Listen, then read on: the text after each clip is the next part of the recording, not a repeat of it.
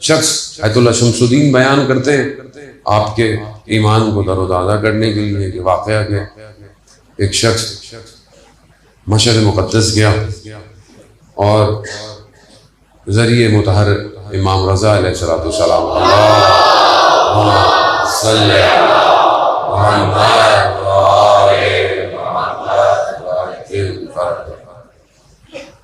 देखा कि एक शख्स ज़री के बराबर में बहुत रो रहा है, बहुत गिरिए कर रहा है।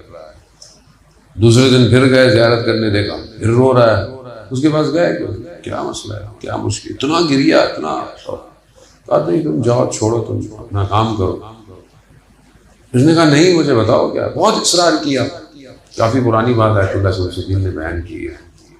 उसने कहा कि मेरे बच्चे जंग वंग जो थी उसमें शहीद हो गए, बेटियां हैं, मैं हूँ, मेरी ज़ौजा है, एक ज़ेर ज़मीन छोटे से घर में रहते हैं, लेकिन बहुत अरसे से फाइनेंशियल हालात ठीक नहीं है और मालिक मकान ने भी कह दिया है कि घर से निकल जाओ। तो मैं यहाँ इमाम से मुत्तसिल हुआ हूँ और पनाह ली हुई है कि इमाम मेरी मदद करे। उन्होंने कहा कि मेरे पास उस ज़माने की जो करेंसी थी तुमान में कुछ थी, तो मैंने उस वक्त उसको 7,000 तुमान जो थे वो उसको दे दी, और अच्छी बड़ी अमाउंट थी उस ज़माने के हिसाब से, दे दी मैंने। उस वक्त गाड़ी जो थी वो 30,000 तुमान की आती थी।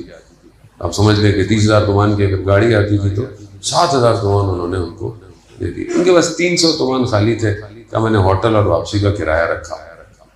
ये देखकर मैं वापस आया। जब मैं वापस आया तो मेरे पास पैसे नहीं थे कि मैं अपने बच्चों के लिए कोई मिठाई या कुछ लेके जाता। तो मुझे बड़ा हुआ कि मैं खाली हाथ जा रहा हूँ, मेरे पैसे नहीं। तो मैं अपने जहाँ मैं काम करता था वहाँ, जैसे ही मैं काम करने गया तो वहाँ एक शख्स आया और उसने आकर मुझे को 15,000 तुमान दिए। तो कहा ये कैसे? कहा वो काफ़ी अर्से पहले मैंने तुमसे उधार लेकर, मुझे याद भी नहीं था, मुझे दे गया। तो मैंने कुछ सौगात ली और घर आ गया, बच्चों को दिया। थोड़ी देर में देखा मेरा एक रिश्तेदार आया, कहा कि मैं तिजारत करना चाह रहा हूँ, तो मैं चाह रहा हूँ कि तुम मेरे साथ शरीक हो। तो मैं कहा देखो मैं कोई तजारत नहीं, मैं तो दूसरे काम करता हूँ, पढ़ाई लिखाई वाले, ये का मसला नहीं है, तुम अपने कुछ पैसे दो। कहा पैसे दिए, उससे ठीक ठाक मुनाफा हुआ। ऐसे में फिर मेरा एक और दोस्त आ गया, कहा मैं भी तिजारत करना चाहता हूँ, तो मैं चाहता हूँ तुम थोड़े से मेरे साथ शरीक हो। होने लग गया। अब मेरे पूरे खानदान में पता चल गया कि जो मेरे साथ शरीक होता है वो मुनाफा कमाता है। तो एक दिन मेरा एक दोस्त आया, उसने बोला कि हमें तुम्हारा पैसा भी नहीं चाहिए, सिर्फ नाम चाहिए और आधा मुनाफा तुम्हारा। कहते देखते ही देखते उस जमाने में 140 मिलियन मेरे पास हो गए, इतना।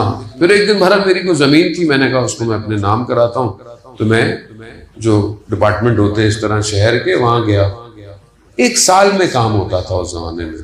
जैसे मैं वहां गया तो मुझे एक शख्स मिला, कहते जमीन नाम कराने आया। हाँ, तो मुझे दे दो, 4-5 दिन में आना, तुम्हारा काम हो जाएगा। कह रहे तो साल में होता है? कह रहा हो जाएगा। तो मैंने भी ना पूछा उससे कौन है, मैंने नंबर दिया। और मुझे बाद में ख्याल आया कि मुझे पूछना तो चाहिए था। यार मैंने सब्र किया, एक दिन ऊपर हो गया, मैं परेशान हुआ, लेकिन उसको 7वें दिन फोन आया, तो माजरत चाहता हूँ, एक दिन ताखिर हो गई, आए और अपनी फाइल ले जाए, आपका काम हो गया।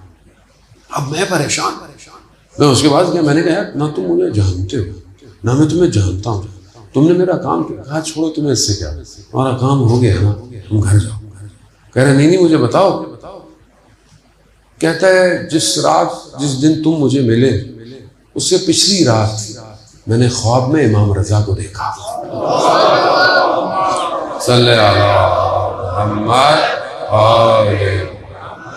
मैंने इमाम रजा को देखा। इमाम रजा, मौला मैं आपके कोई काम कर सकता हूँ? मैं शहरदारी में काम करता हूँ।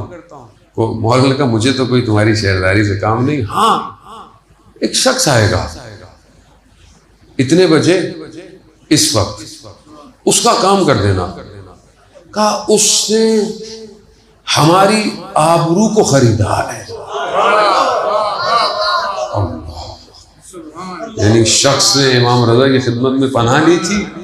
उसने कहा आज अगर हम किसी की मदद करते हैं हुसैन के सदके, तो इमाम हुसैन आपको खाली हाथ नहीं छोड़ेगा। वो किसी का कुछ नहीं रखते। उनकी खिदमत में एक कदम उठ जाए वो भी लौटा देते हैं। उनके लिए जरा सा कुछ दे दो तो उसके बदले में भी बहुत कुछ कर देते हैं। ये तो हम खुद घिरे हुए हैं। उस विलायत की खुशबू ने अभी तक हमारे वजूद को मुअत्तर किया। हम दुनिया की खुशबुएं लगाकर खुश होते हैं कि बदन से खुशबू आ जाए। जाने मोहतरम, बदन से अच्छी बात है, खुशबू आनी चाहिए, लेकिन असल खुशबू बातिन की है। और इस बातिन की खुशबू को वही समझ सकते हैं जो खुद बातिन में हो। औलियाए खुदा बातिन को देखते हैं, अल्लाह का वली बातिन को देखते हैं।